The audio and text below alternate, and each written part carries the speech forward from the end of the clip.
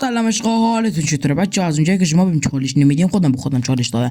گفتم که اولین گانی که بیفته دستم باید با اون گان دستو وین کنم. اما ولی تو ماما این داداشم بود که به مغز باز رسید. خال کردین نگاه چجوری رندش میکنم. نگاه این اولین نفری بود که زدیمش. سیکتیر لابی نبینم. برو آقا سعید برو. این دار نگاه داداشمون چه بازیش هم خوب بود. ناموسن این یه جوری زدمش. بابا چرا فوش میدیم؟ انگلیسی از اونجا که انگلیسیم خیلی خوبه این فوش نفهمیدم چی گفت.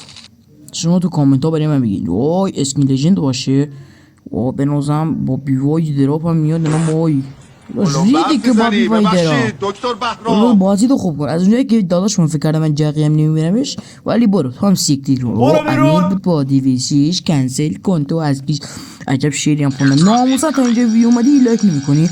اینو با نیک بزنیم. داداش این چه صدایی بود خودت در آوردی؟